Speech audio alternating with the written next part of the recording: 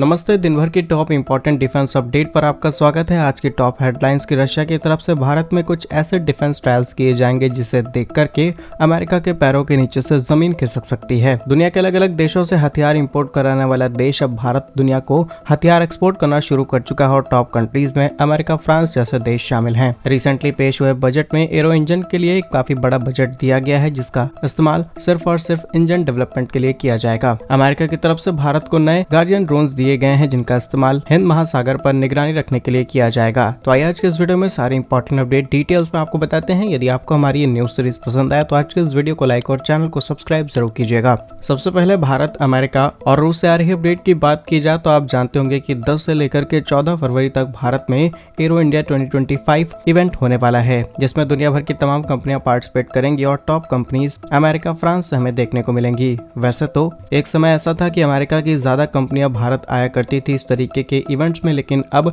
France number 1 position पर पहुंच चुका है। डेटा के मुताबिक 30 से 35 फ्रांस की कंपनियां भारत में आ रही हैं, अमेरिका की 27 कंपनियां और बाकी बचे हुए देशों से 20 से 30 कंपनियां आएंगी और ये सभी कंपनियां डिफेंस सेक्टर की कंपनीज होंगी जो कि अपने अलग अलग एयरक्राफ्ट, अपने अलग अलग डिफेंस इक्विपमेंट्स के प्रोटोटाइप भारत में लेकर के आएंगी। इसके अलावा कुछ रियल इक्विपमेंट्स भी आएंगे जिनके ट्रायल्स भारत में किए जाएंगे ताकि इन फ्यूचर भारत के साथ इनके डील्स को फाइनलाइज किया जा सके। लेकिन टॉप कंट्रीज के लिस्ट में अमेरिका और फ्रांस थे, जहां पर अमेरिका ने कुछ समय पहले नखरा दिखाया और कहा गया कि हम F-35 फाइटर जेट, जो कि दुनिया का इस समय सबसे एडवांस फाइटर जेट बताया जाता है, उसे लेकर के नहीं आएंगे। लेकिन कुछ समय बाद यूएस एयरफोर्स इस बात को कंफर्म कर देती है कि F-35 फाइटर जेट भारत के इस इवेंट में पार्टिसिपेट करेगा, लेकिन रियल नहीं बल्कि उसका प्रोटोटाइप आने वाला है। और सेम इसी टाइम पर रशिया ने अपने एडवांस फाइटर जेट्स न सिर्फ लाने का प्रॉमिस कर दिया है बल्कि इनके प्रदर्शन भी भारत के अंदर किए जाएंगे और भारतीय एयरफोर्स इनका इस्तेमाल करते हुए इनके पूरे ट्रायल्स आसानी से ले पाएगी। रिपोर्ट्स के मुताबिक रशिया लगातार अपने Su-57E को पुश कर रहा है एक्सपोर्ट के लिए और ये बात भी कंफर्म हो चुकी है कि एरो इंडिया 2025 में Su-57E को न सिर्फ शोकेस किया जाएगा बल्कि इसके हवाई प्रदर्शन भारत में किए जाएंगे, जिससे हमें इसकी ताकत को भांपने का अंदाजा भी मिल जाएगा। लेकिन रूस भारत का सालों पुराना डिफेंस पार्टनर है, इसीलिए सिर्फ Su-57 नहीं बल्कि सिंगल इंजन वाले stealth fighter jet Su-75 checkmate का भी प्रदर्शन किया जाएगा, जो कि ऑलरेडी एक 5th जनरेशन फाइटर जेट है। लेकिन इस फाइटर जेट के एक भी एयर ट्रायल्स भारत में देखने को नहीं मिलेंगे, इसका सिर्फ और सिर्फ प्रोटोटाइप भारत में आएगा। लेकिन रशिया को अभी भी काफी ज्यादा होप है भारत से कि भारत आने वाले फ्यूचर में Su-75 चेकमेट के लिए आगे बढ़ सकता है, बिकॉज रशिया ने भारत के सामने कई बार ये ऑफर्स रखे हैं मेक इन इंडिया प्रोडक्शन के लिए। इसी के साथ इसमें लगे हुए इंजन्स हैं या फिर इंपॉर्टेंट पार्ट्स एंड कंपोनेंट्स, इन सबको भारत में प्रोड्यूस करने की बात कही गई। इसके अलावा इसकी टेक्नोलॉजी को भी भारत के साथ शेयर की जाएगी, यानी कि जो कंडीशंस हम दूसरे देशों के साथ रख रहे हैं अपने एमका प्रोग्राम या फिर MRFA प्रोग्राम के लिए, उन सभी कंडीशंस को रशिया का Su-75 की कंडीशन के साथ बिल्कुल फिट बैठने वाली कंडीशन है। और जैसा कि आप जानते होंगे कि रशिया ने भारत को तमाम ऐसे डिफेंस लाइसेंस दे रखे हैं जिसकी हेल्प से हम कई फाइटर जेट के इंजन्स भी अपने देश के अंदर बना पाते हैं। पैरेलली आपको अमेरिका दिख जाएगा जिसने $1 बिलियन की डील को $1.5 बिलियन कर दिया है, दैट इज F414 इंजन, जिसे हम अपने तेजस MK2 में इस्तेमाल करने वाले हैं और अभी भी ये डील फाइनल स्टेज पर नहीं पहुंची है और लगातार इसकी कीमतें बढ़ती चली जा रही हैं। वहीं अनदर साइड रशिया है जो कि लगातार ग्लोबल एक्सपेंड करना शुरू कर चुका है। इसके अलावा Su-75 बनाने वाली company Argentina, Bharat, Vietnam, Iran जैसे देशों को अपना मुख्य बाजार के रूप में टारगेट करना शुरू कर चुके हैं। डेफिनेटली आने वाले समय में इस फाइटर जेट की इंपॉर्टेंस बढ़ जाएगी क्योंकि Su-75 डायरेक्टली कॉम्पीट करता है अमेरिका के F-35, चाइना के J-20 और J-35A से। और अगर हमें चाइना को काउंटर करना है तो डेफिनेटली हमें या तो F-35 या फिर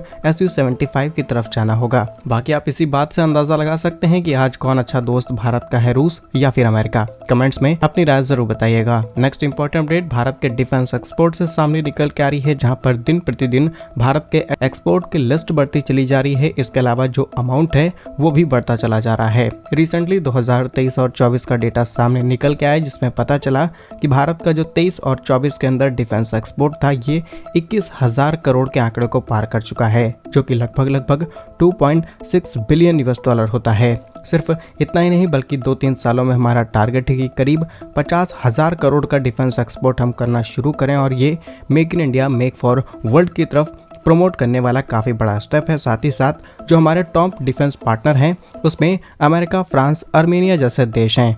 अब ये बात तो बिल्कुल सच है कि इन देशों को हम बहुत ज्यादा एडवांस डिफेंस इक्विपमेंट्स तो नहीं एक्सपोर्ट करते, लेकिन ये देश जो नए नई चीजों को बना करके तैयार करते हैं उनमें हार्डवेयर्स और बहुत इंपॉर्टेंट कंपोनेंट्स जिन्हें भारत बहुत ही हाई क्वालिटी के साथ मैन्युफैक्चर कर रहा है उन्हें एक्सपोर्ट किया जाता है। इसके अलावा कई छोटे देश जैसे कि Vietnam, Philippines, Armenia, south America के कई कंट्रीज, अफ्रीका के कई कंट्रीज, भारत के पड़ोसी देश, इनको हम हथियार एक्सपोर्ट करते हैं। लेकिन इस रिपोर्ट में एक ऐसी बात जो आपको हैरान कर सकती है वो ये है कि अमेरिका की जो बड़ी बड़ी कंपनीज है जैसे कि बोइंग, लॉकहीड मार्टिन, ये कंपनियां पहले अलग अलग देशों को हेलीकॉप्टर्स के ब्लेड्स, उनके गियर्स और बहुत सारे basic and advance components export किया करती थी, लेकिन अब ये कंपनियां भारत से ये सारे कंपोनेंट्स खरीदना शुरू कर चुकी हैं क्योंकि हम बहुत ही कम प्राइस पर हाई क्वालिटी कंपोनेंट्स बना करके इन्हें एक्सपोर्ट कर रहे हैं। बात रही भारत के डिफेंस एक्सपोर्ट की, तो सिर्फ कंपोनेंट के दम पर नहीं बल्कि हमारा मिसाइल सिस्टम हो, पिनाका मल्टी रॉकेट सिस्टम हो, 155 mm की आर्टिलरी गन्स हो, तमाम तरीके की छोटी बड़ी मिसाइल हो, ब्रह्मोस मिसाइल हो, इन सभी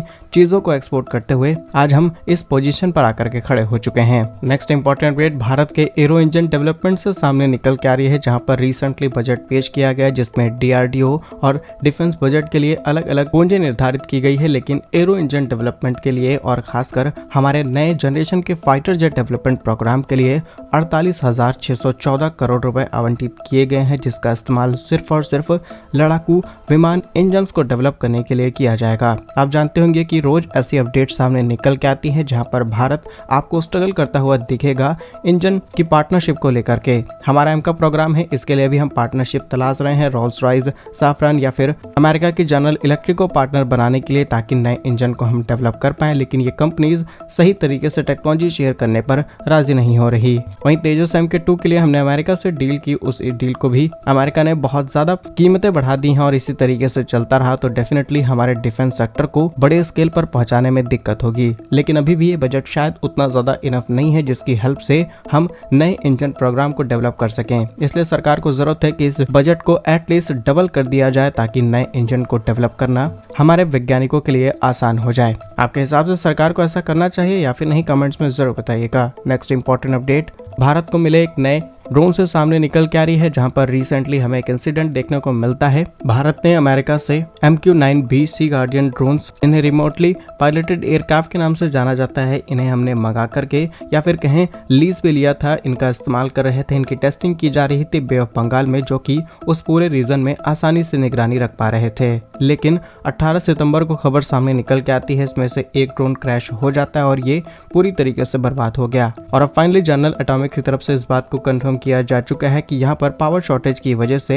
ये ड्रोन क्रैश हुआ और अब इसको रिप्लेस किया जा चुका है। लेकिन ये भारत के लिए जरूरी हो जाता है क्योंकि भारत और अमेरिका के बीच MQ-9B ड्रोन्स को खरीदने के लिए करीब 3.5 बिलियन US डॉलर की डील की गई है, जिसमें हम 31 ऐसे ही ड्रोन्स खरीदेंगे। तो डेफिनेटली इसकी टेस्टिंग भारत में बहुत अच्छे तरीके से होनी जरूरी है। बाकी स्पेशली हम इन ड्रोन्स को इसीलिए मंगा रहे हैं ताकि हिंद महासागर हो या फिर ईस्ट वेस्ट, हर तरफ भारत की निगरानी अच्छे से की जा सके और आसपास होने वाली हर एक एक्टिविटी पर हमारी नजर रहे। लेकिन कई एक्सपर्ट्स का ये भी मानना है कि अमेरिका जरूरत से ज्यादा पैसे वसूल रहा है इन ड्रोन्स के। बाकी आप इस पर क्या सोचते हैं हमें कमेंट्स में जरूर बताइए। ऐसे ही और वीडियोस पाने के लिए वीडियो को लाइक, चैनल को सब्सक्राइब जरूर कीजिए। वंदे मातरम, भारत माता की जय।